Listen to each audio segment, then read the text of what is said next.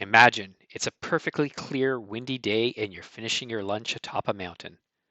Smoke suddenly fills the air. A fast-moving wildfire has you trapped. As you panic, out of nowhere, you see this.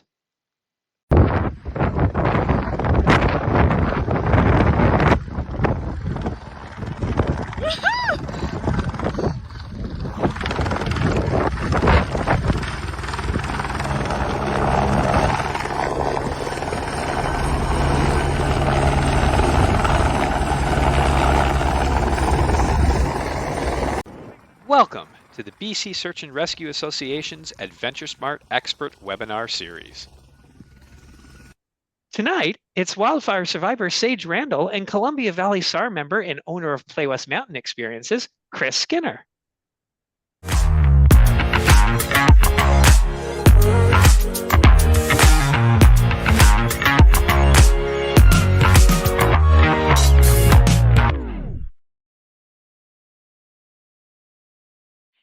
The top 3 reasons for search and rescue in British Columbia are easy to remember, and they really can apply to your preparation. So the first one is injury.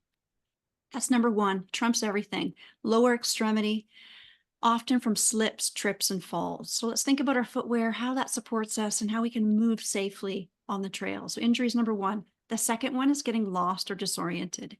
If we know how to navigate, route find, use a map and compass, old school, yes, old school, map and compass, and not rely as much on our digital devices that we all carry and have with us wherever we go. Let's think about how we can really successfully navigate and realign ourselves with our travels outdoors. And the last one isn't as tangible. It's about exceeding abilities. That comes from decision making, group settings, group dynamics, feeling overconfident. So let's think about those things as we plan for this summer and throughout the year, because those 3 top reasons for search and rescue go for all months of the year, right through injury, getting lost and disoriented, and exceeding abilities. Sage Randle grew up on the Sunshine Coast in British Columbia and always loved spending time outdoors, hiking, biking, skiing, and paddling. Sounds good to me. In 2022, Sage moved to Invermere for a ski season and ended up staying for the summer. During that summer, she spent time hiking in the Rockies and the Purcells. One day, recently, over the last year or so, Sage was supposed to be heading out for a short and a simple day hike with some friends. The group of the 3 ended up needing to be rescued off of Mount Bruce from this hike. Just west of Invermere, near Panorama Ski Resort, actually. Sage now lives in Revelstoke, another awesome mountain town, and is excited and very we're very grateful that she's joining us tonight to share this story with us. So I'd like to bring Sage to the stage and pass over the mic. And we're really looking forward to hearing your story, even though we know how it ended, thankfully. But we're we're looking forward to seeing how it all started and what happened out there on the mountain. Thanks, Sage. Take care. Thanks, Sandra. Just get my presentation up here. One moment.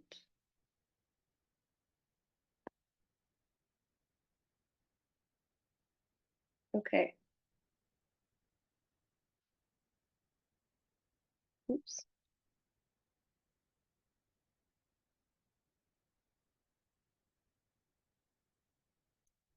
Alrighty. So before I begin, I'd like to thank Sandra so much for NBC AdventureSmart for hosting these webinars so I can share my story with you all today.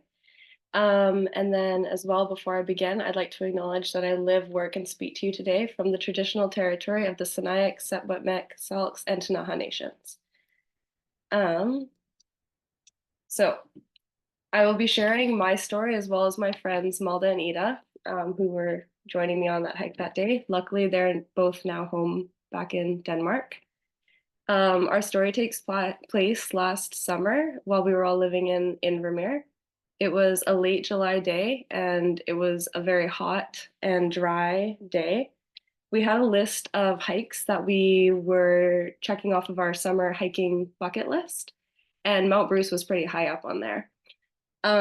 Because the day was so hot and we were hoping to get back in time for a swim in the afternoon, And because my feet were sore from blisters from a backpacking trip that I'd been on the weekend before, we decided Mount Bruce was a good pick because it was close to town, it was short, and we could, like I said, get done before in time to do a swim in the afternoon. So before I explain what happened that day, I just want to go through what we did to prepare.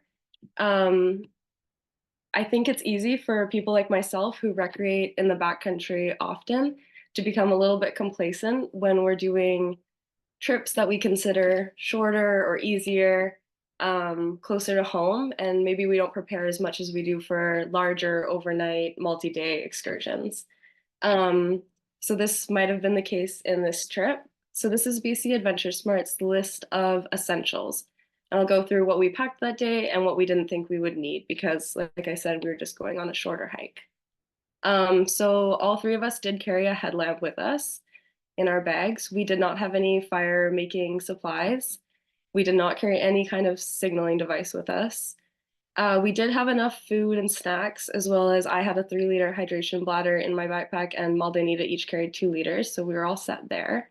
For extra clothing, we each carried a small jacket with us, but based off the events of this day, I think it would also be a good idea to carry maybe a face covering or a buff, as well as you should always have enough extra clothing if you unintentionally had to spend the night in the backcountry.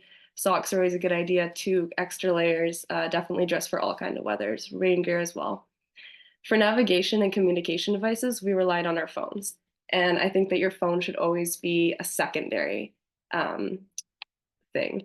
So for navigation, we had AllTrails and Gaia for the map. And then as well for communication, we did have our phones. There was only service at the top of the mountain. There was nowhere else on the way up or anywhere on the hike. So I think it'd be a good idea to also have a physical copy of a map. And it's always a good idea to carry a satellite communication device with you, even if you're just going for a shorter day. We did have a basic first aid kit, as well as a emergency blanket. We did not carry a pocket knife, but we did have hats and sunscreen and sunglasses for sun protection. Before we went, we planned our trip. We looked on AllTrails, so that's how we planned the route, and I had Gaia on my phone as well with the map downloaded there. So our route was planned. For terrain and conditions, we did read recent reports on the trail, so we kind of knew what we were getting ourselves into. We didn't check the weather. Like I said, it was a hot, dry day. I think it was in the high 20s, something like that. But if we'd checked the weather, maybe we would have been prepared for the extreme winds that we were about to encounter at the top of the mountain. We did not fill out a trip plan, but as a last minute thought, we did send a text to one of our roommates who was at work that day to let him know that we were going to be going to hike Mount Bruce and that we'd be back that afternoon. That's all we said. But I think you should always fill out a proper trip plan. A trip plan should include who's all going, when you'll be back, where you're going to be going, and what activity you're going to be doing.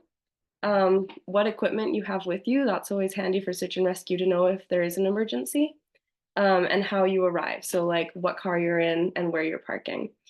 BC AdventureSmart has a great app that you can download to create and share your trip plan, and it's called AdventureSmart Trip Plan. I highly recommend it, and I do have it on my phone now after the events of this day. All right, so once we had everything that we thought we would need for the trip and we thought we'd done enough planning, we felt all comfortable heading out on the 40-minute drive to Mount Bruce along a Forest Service road. I remember on the way driving up, passing some fireweed and talking to Ida and saying we should harvest some on the way back down, but that did not end up happening. All right, so here we are. You can see it's a beautiful clear day. It took us about an hour to get to the top of the mountain from the trailhead. We stopped lots to drink water and rest because it was very warm that day. We were definitely tired. Once we got to the top, we spent about 10 or 15 minutes at the peak taking photos, enjoying the beautiful views of Panorama Ski Resort, Invermere, the Purcells, the Rockies, Mount Nelson there in the background. But like I said, we did encounter extremely high winds. It was such a windy day. Our hats were flying off our heads. I remember holding my phone to take a photo of those guys, and it was shaking back and forth. So because of that, we decided to hike about 100 meters down from the peak to enjoy our lunch. So in the second photo here, you can see us having our lunch with the peak just behind us there.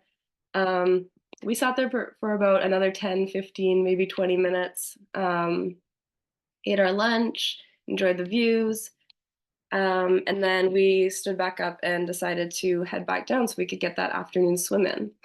When we were standing up, I noticed a small little plume of what I thought was dust. You can see it here. Because it was so windy, I was thinking maybe there was a dust storm that had been kicked up.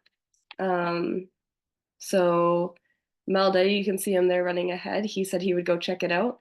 Mount Bruce is like a large ridge. It's very wide open, so we couldn't see what we were looking at. So he decided he'd run ahead and check it out and yell back to me and Ida. When he got there, he yelled back that it was a fire. And at first, I didn't believe him. We thought he was joking. How could there be a fire? There was no fires in the area. None of us smoke. We didn't have anything to light a fire with. There was no way. Like, how could a fire have started? So I thought he was joking. But unfortunately, within just minutes, it was clear that it in fact was a fire when we started seeing flames come over the ridge there. So in that moment, shock definitely set in. I was a little bit panicked, but we tried to keep it together. Malda called and reported the fire to BC Wildfire. And in that moment, I don't know if anyone can relate to this, but if you've ever been in a situation where you feel like you need to call search and rescue, sometimes you can convince yourself that you're being dramatic. You don't want to burden search and rescue. So instead, what I did, which looking back now was silly, I called two of my friends to ask them what they think I should do. Do they know the area? Do they know if there's a way down? But I wasn't able to get through to either of them. By the time I let both their phone rings through, I wasn't able to get through to either of them. So now I'm thinking, I've called Malda and Ida back up. We went closer to the peak to get away from the flames. And I'm thinking, is my car on fire right now? Would we be able to get down the trail to the car, or would the flames reach the trail in time if it's not already blocking it? Unfortunately, we were not able to tell exactly how close to the trail the flames were and if it would be safe to head back down or not. And that's when I realized it's not silly, it's not dramatic to call search and rescue. That's what search and rescue is here for. You should definitely call them. So I dialed 911 on my phone, which is how you get a hold of them. And while I was talking to the dispatcher and explaining the situation, where we were, what we were seeing, and hoping to get search and rescue there in time to rescue off this mountain where this fire was growing larger and larger by the minute, a helicopter showed up out of nowhere. So that was Greg from Glacier Helicopters in Vermeer and Danny from the Southeast Fire Center. They had been flying by, they passed Mount Bruce about a half an hour before, and they were checking out other fires just south of Invermere.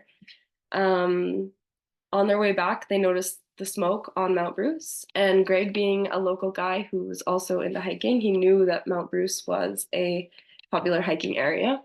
So they flew by the car park and saw that there was in fact a car in the parking lot, so they knew there were hikers somewhere on the mountain. Luckily, they were able to spot us right away because as soon as we saw their helicopter, we threw our poles and our arms in the air and waved them down. I let the dispatcher know, who I was still on the phone with 911, that there was a helicopter landing, and the dispatcher just said, okay, get in it. And then I ended the call. They landed just in front of the flames there, as you can see from this pretty dramatic photo of a helicopter in front of a mushroom of smoke. And then that's when Danny ran out to us and took our poles and our bear spray from us and instructed us on how to get into the helicopter. He told us when he waved us ahead that we could come. So we got up in the helicopter there. You can see the relief on Ida's face and then maybe a little bit of fear on Malda's. Everyone responds differently in these moments for sure. And then that's when they explained to us that we had a window of time to get my car out. It was not on fire yet. In fact, the fire hadn't quite reached the trail yet. It had been started just a ways away, likely due to lightning that we'd had in the area a few days before, and then the high winds that we experienced that day, as well as the extremely dry weather that we were having. So the fire hadn't reached the car park yet. And like I said, we had about a 10-minute window of time before the fire would reach the road. and make it impossible to get my car out. So they asked us if we'd like to rescue the car. I asked my friends and they said they were okay with that. So they said, okay, we'll drop you off in the car park and then you drive as fast as you can, safely, of course, down. We'll drive. They said they would fly above us to make sure we get out. And if the fire did reach the road before we were able to get past, that we were to turn around and they would have to pick us back up in the car park and we would have to abandon my car there. So we said, okay, that's fine. They dropped us off in the car in the parking space just by the trailhead. And then we drove down the road as quickly as we could. It took us 40 minutes to get up the road. It took us 15 minutes to get out. So here you can see the helicopter view of the fire. And then the second photo is us driving down the road with Danny and Greg in the helicopter flying overhead, as well as the smoke just ahead of us there. And then here we are within an hour of being on the peak of a mountain to now enjoying gelato at Stolen Church Gelato in downtown Invermere. Thanks to Danny and Greg. So yeah, my story has a happy ending, thankfully, but my biggest takeaway from this event is that it's become evident in the last few years that we need to be preparing for more than the usual suspects when we go into the backcountry. We need to be preparing for more than just injury, getting lost, or wildlife encounters. Fire is also a very real and very scary risk. So to add to your pre-trip plan before you head out next time, I personally would recommend checking the wildfire regional hazards and updates. Definitely leave a very detailed trip plan with your friends. And if possible, have an exit plan. Some routes do have ways that you can get out rather than the way you came in. So it's a good thing to know if there is that option. BC Wildfire has this mobile app where you can get updates directly to your phone.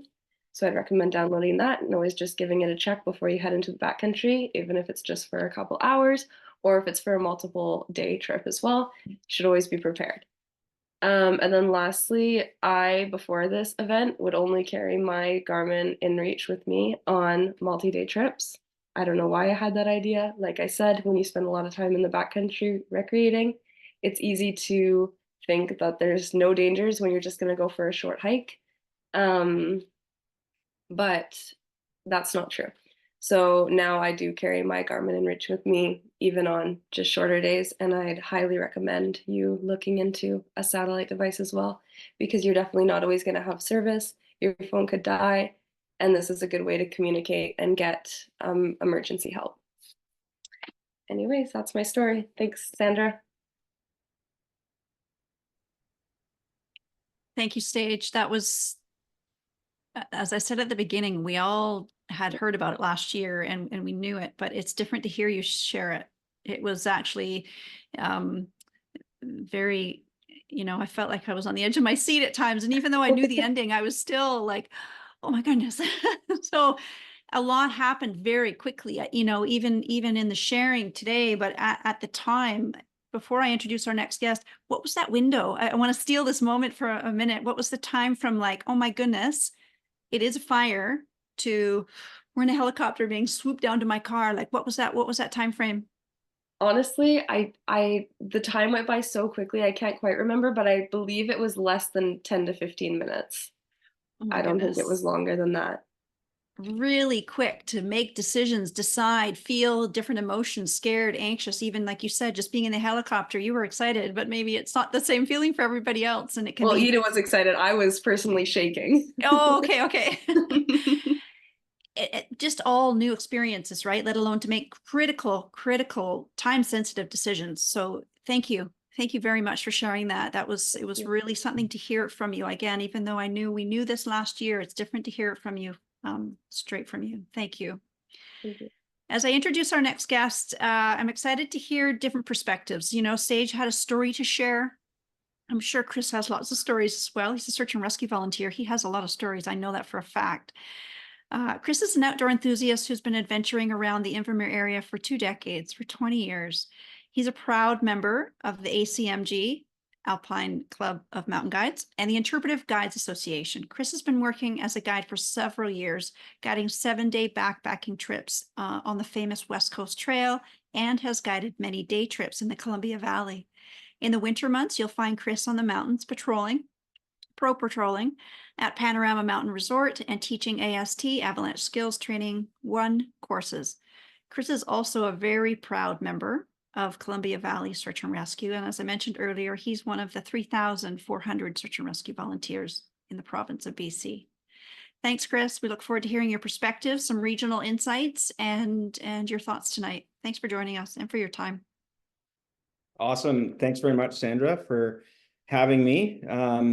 I too will be sharing my screen here to present to everybody. And I'd just like to say thanks to BC AdventureSmart and on behalf of the Columbia Valley Search and Rescue for allowing us to join in. So you'll have to bear with me here for one moment. I've got a little bit of a technical glitch with my sharing, so apologies. I thought I was ready, and here we go. I am ready now. There we go. Awesome. Hopefully everybody can see that.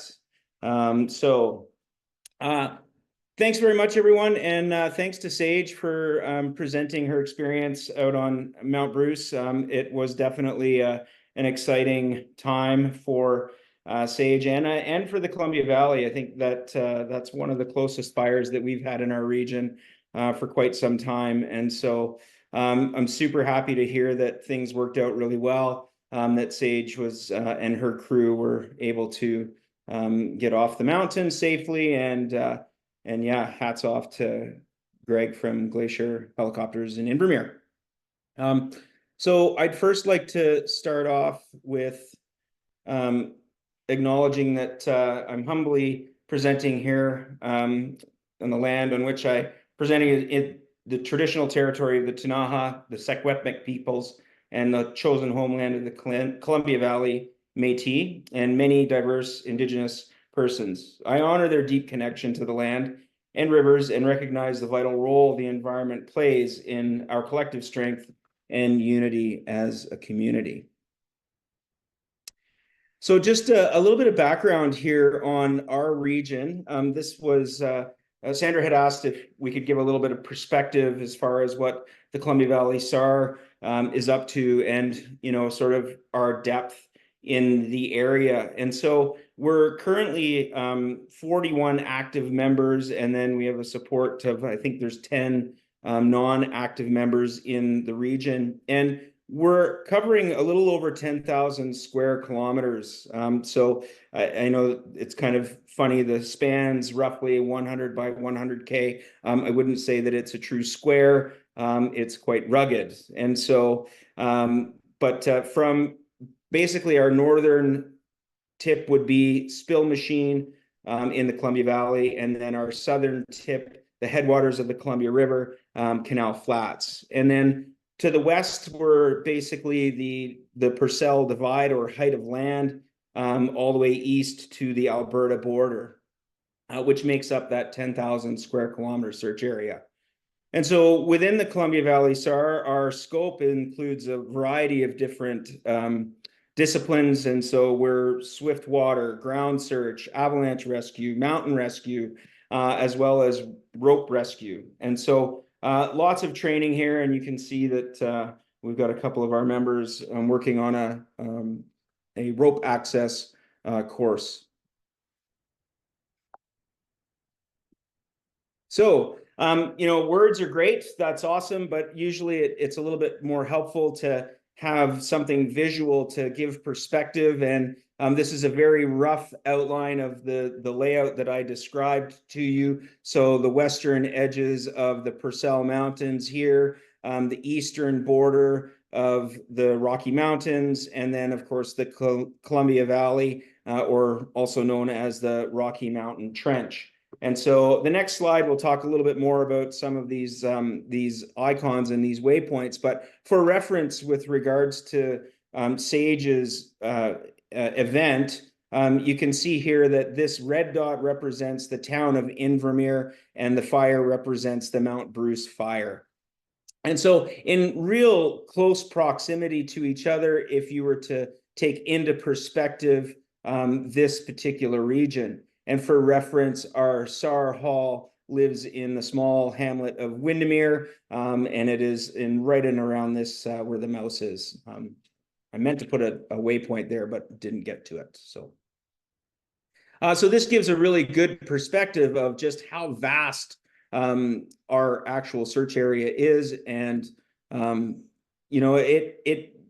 it really speaks to this idea of planning for emergencies. And so when you think about from a searcher's perspective, much of our search and rescue area is rugged and quite difficult to access. And so, Sage had mentioned that it took her about 40 minutes to access Mount Bruce trailhead.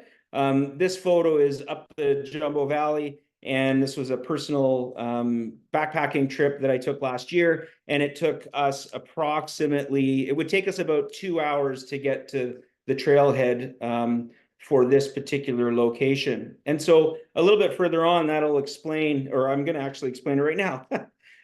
Depending on the season, air support is not 100%. And so it's something that, I try to encourage people to think about. If you are leaving late in the day and you're planning on a really big objective and something happens, it's 4, 5, 6 o'clock in the afternoon, the chances of air support, whether it's daylight or they're working on fires because they're busy, it really is a bit of a crapshoot. And so that 2-hour drive to get to the trailhead, that just adds 2 hours to the response time.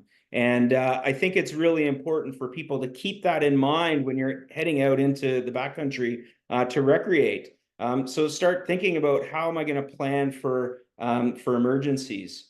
This reliance, or this idea that we have access to air support, is, as I said, challenging. And so it can drastically change the response times for initial contact with subjects.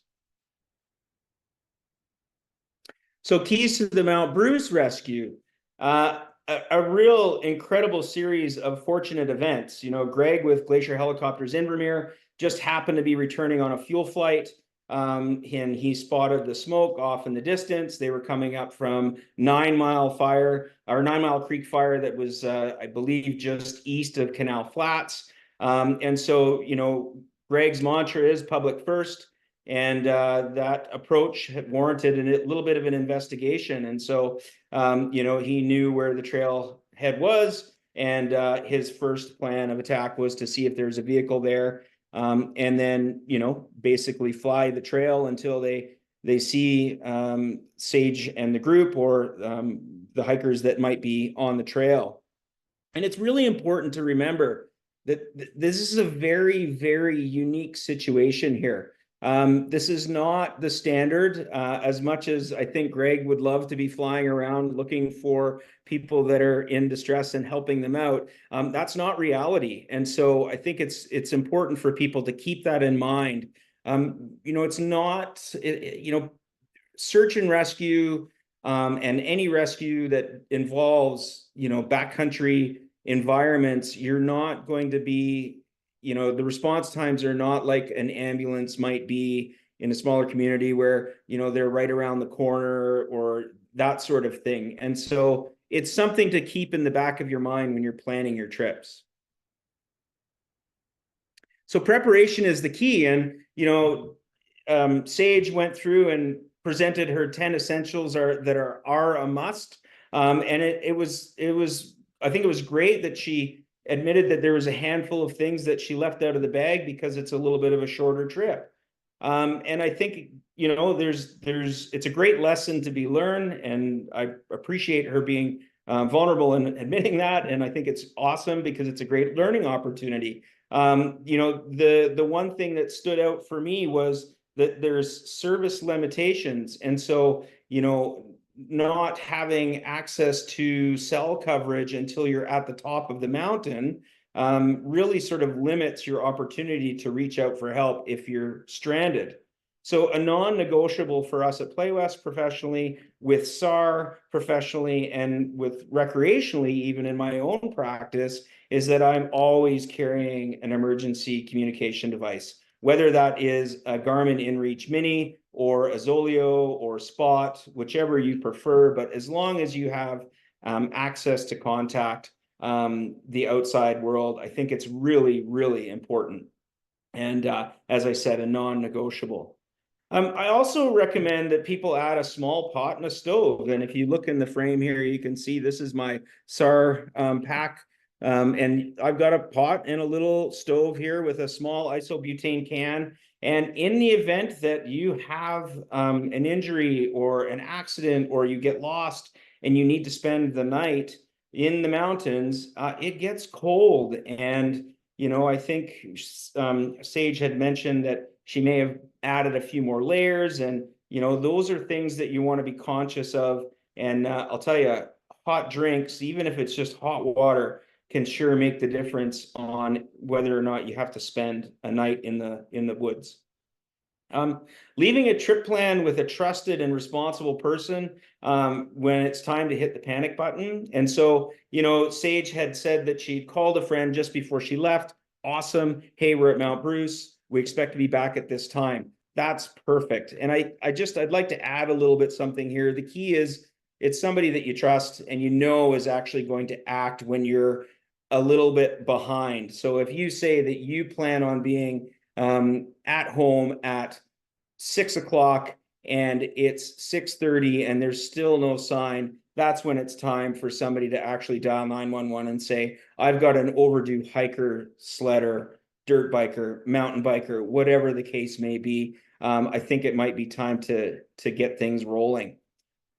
The other one is the human factors. And I think, we've talked a little bit about this. We talk about it all the time in the avalanche world, but I think it can actually happen here as well. And, there's the halo effect. There's the expert effect where, this person is the leader and they know what they're doing, and I'm just going to follow them blindly and put all of my faith in them. And I think it's really important, not just in the avalanche world, to work as a group. And if somebody is really not doing too well, they're tired, they're gassed, it might be time to turn around. So the human factors are very important, I think, when you're out in the backcountry. So Sandra wanted me to chat a little bit about current conditions in our area. And so this year is certainly different than last year. We basically went from winter to summer in about 3 days, and things dried out rather quickly. And it presented itself, like most of the province, with quite a challenging fire year. And so this year, I would say we're probably a little bit more in the normal range. It's been a more normal seasonal spring, and quite cooler through May and June, so far anyways, in comparison to the last couple of years. In the high mountains, the snow still lingers, and it starts roughly around that 1,900 meter mark and up. And so a lot of our local favorite trails are still 2 to 3 weeks away. And then the current fire rating is listed at moderate in the southeast region, specific to the Columbia Valley. So here's a frame that I snapped off of BC Wildfire this afternoon. And so Invermere is right where the mouse is now, Cranbrook a little bit further down. And so essentially it looks to me as though the moderate fire danger is rather confined to the Columbia Valley at this point. So, but this is a great tool, and I believe that Sage had spoke to the BC Wildfire resource. So Columbia Valley resources, if you're thinking of coming out and checking things out around here and you want to know what's going on, Facebook groups, hiking clubs like the Columbia Valley Hikes page, East Kootenay Backcountry, and then our local Trail Builders Society, the Summit Trailmakers Society, they manage 11 trails in the area, and they're a great resource for gathering information about some of the more popular places. As previously mentioned, the BC Wildfire app, and then local guiding outfits, like myself with Playwest, East Kootenay Mountain Guides, North Star Mountaineering. They're all great resources. We're all playing in the mountains all the time. And if you're looking for specific information about certain trails or certain areas, they're great people to reach out to. And most of us are pretty available to chat and like it. And then, of course, weather. You may be looking at it going, wait a minute, Avalanche Canada, aren't we talking about summers and fires and all of those sorts of things? Well, about 2 or 3 years ago, Avalanche Canada decided that they would maintain their weather forecasting models through the summer. And I do believe some of the wildfire crews do like to use their models and to gather some more information to help with their forecasting. And so it's a great resource. It does a lot of good for me over the course of the summer, and I think it would be handy. And so I think, you know, it's kind of ironic that Sage had mentioned how windy it was. Well, there is a platform called Windy that is a weather platform. It is free. It takes a little bit to get to know, but it is great. And I have to say, from personal experience, the timing of weather events is pretty bang on with Windy. And then SpotWex is another operation or another platform that is great for gathering information about the wind, or about weather rather. Hey, I think that's it for now. Thanks so much to BC AdventureSmart for the opportunity. On behalf of the Columbia Valley Search and Rescue and Playwest, I'd like to say thanks to Sandra Riches, to Scott, as well as Sage, for the opportunity to speak my piece here. So thank you so much, you guys. Thank You're you. welcome. Thank you. That was a great presentation, Chris. Thanks. That gave me some insight to that region for me. I hope everybody else thought the same thing, because it gave me really region specific, which is what we were looking for, and complemented Sage's story. Yeah, it was right up our alley. I see some great questions, Scott. I don't know about you. Lots of good conversations going on. The Q&A is filling up, and they're here to talk to Chris and Sage, not me. So, Scott, the stage we'll is crack yours. at it. By the way, before I do that, this picture is actually one that I took in the Columbia Valley down by Toby Creek, and it's one of my favorite places. So just thought I'd put that right up. on. Awesome. Let's do a quick one to you, Chris. Paula was asking, can you name the satellite communication devices that you were mentioning earlier? Again, so the Garmin InReach Mini, that is the unit that I am the most familiar with and that I use on a daily. And I would say that you know, its pairing capability to your phone is awesome. So you're able to text as though you're texting your friend, and it is through the InReach platform. And so once paired with the unit, it's great. And so for us, when we're on our backpacking trips, we'll have check-in times. So once we get into camp and everybody's settled in, we'll call the office through the InReach or text them through the InReach and say, hey, you know what, we've made camp, everybody's good. We'll chat with you tomorrow. And so it's awesome for that. And then even for our day trips, we'll also check in at lunchtime. And so it's just you always got sort of contact with your whoever your contact person is, or your emergency contact person is. Yeah. And if you're interested in a whole raft of communication options that you have, we actually have a webinar specifically on comms. And if you go to the BC SARA YouTube site, and you can go through the BC AdventureSmart Expert Webinar Series, go down about 3 years, and you'll see our Making the Right Call webinar. It's a great way to, we talk about it for a good hour, so you'll be able to really get all the information that you need out of it. Let's jump in here. Jordy wanted to mention, by the way, I don't know if you know Jordy, Sage, but I think Chris knows Jordy. He had hiked, apparently, Mount Bruce just a couple days prior. He had happened to be swimming with his family at Lake Lillian in a hot, dry, windy day just below Mount Bruce, and watched that particular smoke column build very quickly and saw tall flames coming over the ridge. They then saw Greg specifically fly towards the ridge, land, and then take off quickly. So Wow. there was a person who actually saw all this happen, which is just And nuts. I believe I do know Jordy, and Jordy is a CBSAR member as well. And yeah, I think that's I believe that's him. Yeah, and Jordy mentions that there's sort of a 30-30-30 elevated fire danger rule. If it's 30 degrees Celsius, 30% relative humidity, or 30 km/h wind, things are in the bad position in order to have things spread really, really fast. So that's a good point there. Thanks, Jordy, for that. I was actually interested, Sage,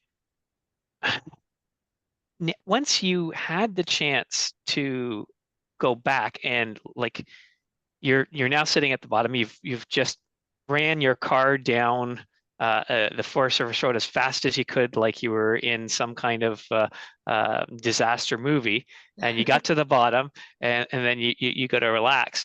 What were your thoughts about um, what you would do immediately after? Like, were you thinking, oh, maybe we won't go to up Mount Bruce again, or were you like, oh, I'm ready for my next adventure? How is your mental capacities at that point in time? Were you scared out of your gourd?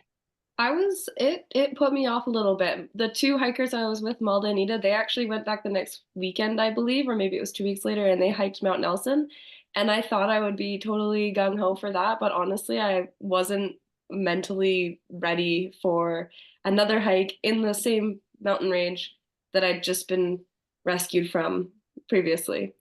And then looking back at it, I honestly I took it a little bit easy for the rest of the summer. I mean, the smoke in the area definitely wasn't Yeah. encouraging to get back out there, but no, I didn't put myself in a lot of backcountry situations for a month or two after that. Did you Um, spend did you spend time thinking what you would have done if the helicopter hadn't shown up? yeah, I mean, if the helicopter hadn't shown up, likely because I was able to get a hold of 911, I would have listened to their instructions. But if I had no service, and like I said, I didn't have my Garmin with me that day, um, there I've heard that there are trails off the backside of Mount Bruce that maybe can get you down towards Panorama Ski Resort. I had no knowledge of that at the time, but before I did call 911, I was thinking if we aren't gonna try and get back down to my car because we don't know if the smoke or the fire is crossing the trail yet, maybe I should try and take us down the backside. But that of course brings new risks because you're traveling through train that you could get lost in, injured in, you're going to lose your service. So, Did yeah. you have a map of the area that might show that those things? Only All Trails in Gaia, which is just you can see topo lines, but you can't, there's no trails or anything on there because I think if there are trails back there, they're kind of local trails that aren't published. Chris, what are your thoughts about taking the other route, the route that doesn't show? Yeah, you know what? I think it's it just I when Sage presented, it kind of got me thinking about having plan Bs and even plan Cs. And I think it's, and the idea, the three T's, right? The training piece is a great part of this, where understanding how to read topographical maps, understanding how to use your Gaia to help guide you through certain pieces of terrain, or whatever that may look like. But having a plan B, so your trip plan is like, number one, this is what we're going to do. We're going to hit this objective, but what if things go sour? It's that planning for emergencies, right? Like plan Bs are always great to have in the back pocket, for sure. Um, on with the helicopter. So what happened when, like, can we get a little bit more detail about what happened when the helicopter landed? Did someone come out of the helicopter? Did they just sort of wave you towards the helicopter? Can you walk us through what happened when that happened? Because we do actually from SAR, if we're doing things with SAR, we have a very particular way of getting people into the helicopter Totally. because we don't want you to have a haircut, right? Right. Or a scalp cut or any other part of you cut. So what happened when the helicopter landed? I believe it was Danny that got out of the helicopter because Greg was the one flying it.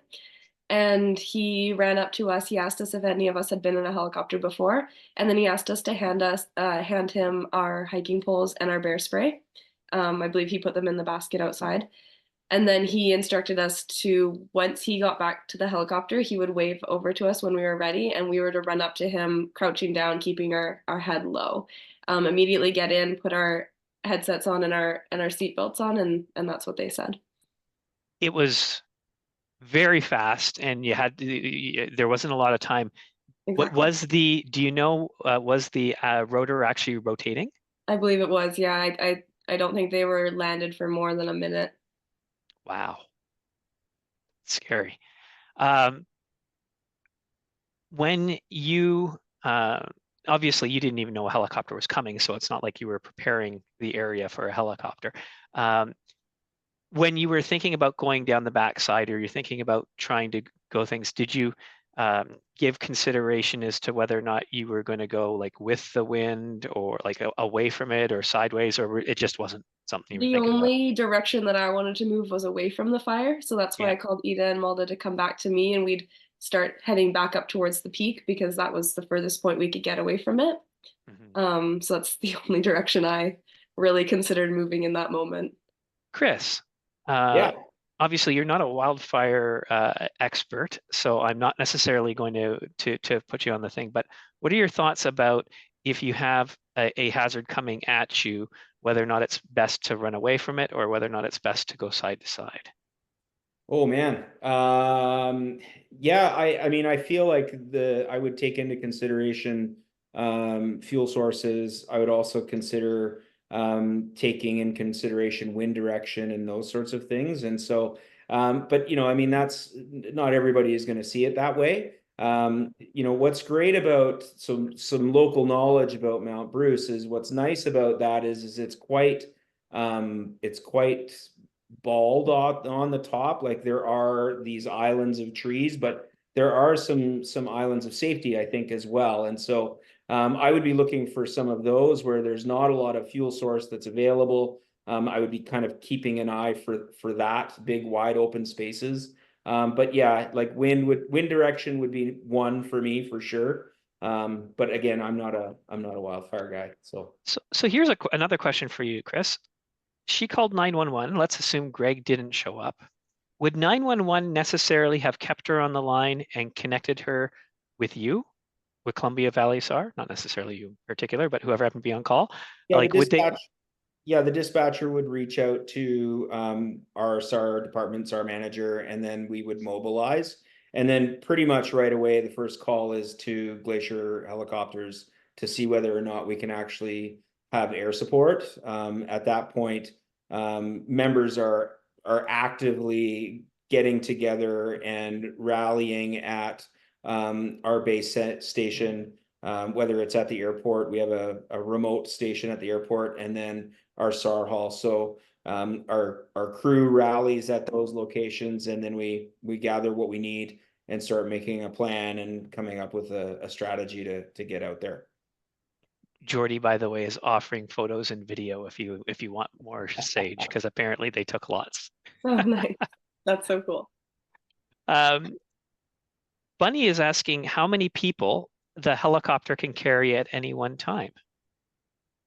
So Chris, if there was, if you were really pushed for it and you ended up going, oh, I thought there were only 3 people, there's 5. What can you do in that kind of scenario? I believe that was an A-Star. That was the machine that Greg had, and I believe that seats 5. So in this particular case, so 5 plus the pilot, 6 total. And so I believe that there was they would have 1 extra spot.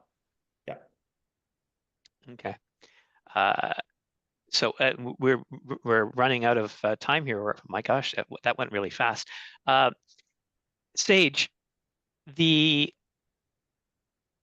you ran through like what would you have done if the helicopter hadn't showed up? What would we have done differently? Are there any other thoughts that you have coming out of this that sort of like this is a pretty life-changing event, right? Is there any other life-changing elements that you like that you might want to share with us? Something like, has it changed the way you sleep? Has it changed the way you eat? Has it changed the way you approach intersections in your car? Yeah. I mean, immediately after it definitely changed the way I almost ate. I was in the grocery store while still in shock, and I couldn't even think about what I would normally buy. And then I realized, okay, just go home. You aren't in the right mindset to be grocery shopping right now. Um, but no, I feel like, I mean, honestly, like I said, I didn't do a lot of hiking that summer after. I did spend this winter in the backcountry lots, but I'm a little bit interested to see what it's going to be like moving into this summer's, hopefully not too bad, wildfire season. If I'm going to feel as confident in the backcountry as I did before this event. I know I'll be more prepared having this happened, but I don't know, I might be more nervous about things like solo hikes or hiking when it's dry. I might do something else instead. So yeah, I guess we'll have to stay tuned for once the snow starts melting in the mountains here. Have you taken any other training? I haven't done any training, no. Fair enough. Well, you were obviously well prepared in the fact that you knew to dial 911 to reach out to SAR, and you did make that right sound judgment. So clearly you do have a lot of resources already there. Sandra. Just a couple things. I tossed a few links into the chat while we were listening to all these questions, because everybody had some really targeted questions, and we have some reliable resources for those. The one I'd like to touch on, because Scott just revisited it with Sage, is a webinar we did pretty recently with Mountain Mentors. It's about trauma in the mountains. The actual webinar is a sensitive one, so just a heads up on that one, but it's an excellent resource. And Sage, thank you for your transparency and being so honest and sharing with us how this made you feel. We talk a lot about hard skills in our outdoor education, some soft. A lot of what we talk about is soft, but we don't always go to that emotional side. So thank you for that. And I know we did last week too with Ken from Archetypal, and that webinar with trauma in the mountains, that's what it's titled, with Mountain Mentors, is that again. So there are resources out there, and I wouldn't hesitate to watch that video, see how it can support you and your friends, and share it, that there's people out there to help us when we're unsure or getting back into activities.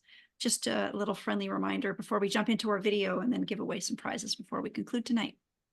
So let's go ahead and do that. Let's jump into the video. 4 minutes away, we're going to give you prizes from a lamp from BrightSource and a reflector from Reco. And when we come back, Sandra's going to tell us a little bit about why you might have heard Reco in the news. See you in a bit.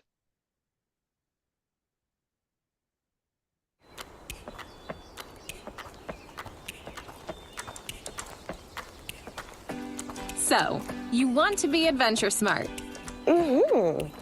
Good. But what is being AdventureSmart? Being AdventureSmart is really all about taking responsibility for your own safety and following the 3 T's. Got it. What are the 3 T's? What are the 3 T's? The 3 T's are the trifecta of outdoor safety: trip planning, training, and taking the essentials. The 3 T's can vary from person to person, activity to activity, and season to season. But here are some important ways to ensure you are prepared and safe on your next adventure. Trip planning. We could go on forever about this one. Trip planning is an essential step and one of the easiest ways we can stay safe on our adventures.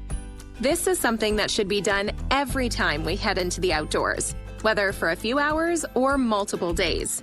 Trip planning can be broken down into 4 simple steps. Planning your travel route and navigation is about picking a trail or route based on its difficulty that's relative to your experience, ability, and the amount of time you have. Know your limits. Not all trails are created equal, so know the terrain and conditions. A 10-kilometer hike scrambling straight up a steep mountain is a lot different than a 10-kilometer stroll around a lake. Before you go anywhere, check the weather and keep checking it, as things can change fast. This includes wind, precipitation, temperature, and sunset times. Finally, make sure you leave a comprehensive trip plan with a trusted contact. Keep in mind, this may not be your mom or dad or best buddy. Choose someone you can count on if you were to get into trouble. A comprehensive trip plan might be as simple as sending your trusted contact a text or email with key information about your activity, or using the AdventureSmart app, which allows you to enter a detailed trip plan. Training doesn't mean being an elite athlete or being queen of the mountain on Strava. Training is a continuous process of outdoor recreation. It's about developing the necessary skills and abilities to be safe. This might include working your way up to that big summit hike, taking a few courses to expand your wilderness and backcountry knowledge, navigation and route finding courses, or even learning more advanced skills like rescue and emergency training. You have planned and trained.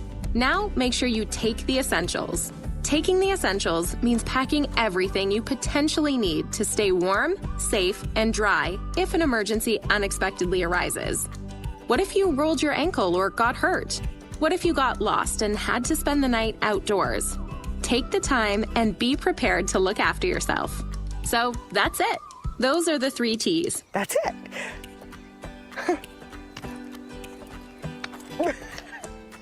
But no matter how hard you train, how well you trip plan, and how much essential gear you bring, you may still find yourself in an emergency. And that's okay. The wilderness can be unpredictable. If you find yourself in an emergency, it's important to stop, think, observe, and plan. Use that essential gear you brought to stay warm, dry, and safe, and contact 911 on your emergency communication device. Remember, search and rescue in BC is free for everyone. Remember, safety is an outcome of good trip planning, training, and taking the essentials. It's your responsibility. So let's all do our part and be adventure smart.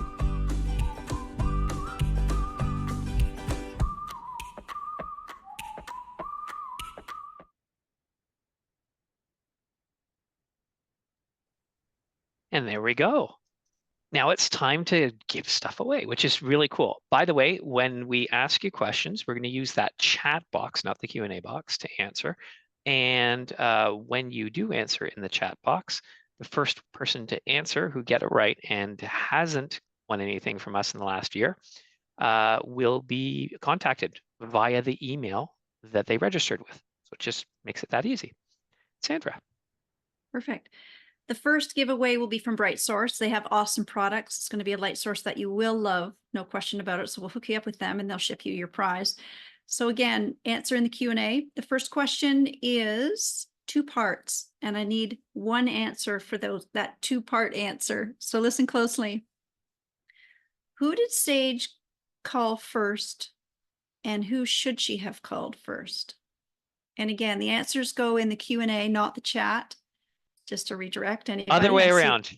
Other way around. It goes in the chat, not the Q&A. Sorry, I messed everybody up there. Scott's in charge. I need to stop talking. Okay, I'll be the question and answer person. That's it. Looks like they're doing what you said anyway. There you go. Marvelous. So we actually had someone who said her first call was to a friend, and I think she actually called 2 friends, if I recall, or attempted to call them. And then the next call was 911. Yeah. You know, and Sage was again so honest tonight and transparent and shared what she actually did and how it made her feel. That this is we can't ask for more than that. We really can't, because this is how we all learn, right? And we feel different things. You know, we have a program called Hug a Tree and Survive. We talk to the kids about how they will feel when they're separated from their family, anxious, nervous, scared. We often at times know what to do, and yet we do different things in the heat of the moment, don't we? And so having that mindset and going through the paces, like Chris said, what if, talk about those what ifs. And again, this all ended great, thankfully, and important to know. So call 911 first, please. The second question is, this is from Recco. This Recco will have a detachable reflector, which will be sent to you directly from Recco. Gord Burns will fire you an email once we get it from you. The second question comes from Chris's presentation, and I really like that he highlighted this because it's really important. We can be skewed or think differently based on what we see in media. And this question is, what isn't always available from search and rescue? Mm. What isn't always available from search and rescue. I like that he brought this to the attention, and I know we talk about it a lot in our presentations. Chris, thanks for bringing it up, because you shared reasons sometimes why it's not there, right? I actually like both questions, the both answers, because they're both correct. But the first set of people replied about helicopter rescue and air support, Air which is support. absolutely correct. And Yeah. it's also correct. The other answers too, which came in a little bit later, was that immediate help. Yeah. Like it can take hours, depending on Yeah. where. If it took you forever to get where you are, if that's the only way you can get there, it's going to take someone else forever. Now, they might be able to go a little bit faster. They might be able to run a little bit faster. They might be a little bit more familiar with the road and able to go, but it's not gonna be a lot faster. You're gonna need to be there potentially overnight, potentially into the next day. Like you should not be assuming that someone's going to be able to get to you in an hour, because it may not happen. It doesn't Mhm. happen for a lot. What I think I see, because I watch the news a lot, and I see either Columbia Valley in the news, or Revy, or Fernie, or Coquitlam, North Shore, Whistler, any of the 78 can be in the news. And what we see a lot in the news, because it's exciting to see in the news, is air support. And yet it's not always available. So that was why I wanted to bring that attention to the question. We have a third prize, thanks to Chris, actually. That lovely hat he's wearing, one like it, we should say, will Very come your nice. way, thanks to Chris from Playwest. And this question is great. Another point that he brought to attention, that Sage brought up, actually, her friends and her experience. And it was interesting, because it's something that we need to check as well pre-trip, is what was one of the weather features that really affected this day and this incident and this storm? Chris gave some awesome resources, which I backed up from our Adventure Hub as well in the chat. So really, really great pieces here. Yeah, Bunny came in first and said wind. Wind was a factor, and hence everything happening so quickly. Those were the questions. Those were the prizes. This was our webinar. I think it was a great one. I can't dismiss that. Scott, you did a great job at steering the ship once again. Sage, thank you for sharing your story and going through still what might be an interesting summer for you ahead, based on where you're going to feel comfortable and confident in where you'd like to go. And Chris, thanks for all you do with search and rescue as well. You're part of a big 3,400 big team, and you do make a difference on response and education with your training with AST, with Playwest, and joining us this evening. So thank you for that. I appreciate your time. I want to wish everyone a great summer. We have another webinar coming up, and it's all about the most common reason for search and rescue, which is injuries. So if you could join us for the next one, that one will be really insightful as well, with Dr. Peter Couchy. We're looking forward to welcoming him to our stage. Good night, everyone. Good night, everyone.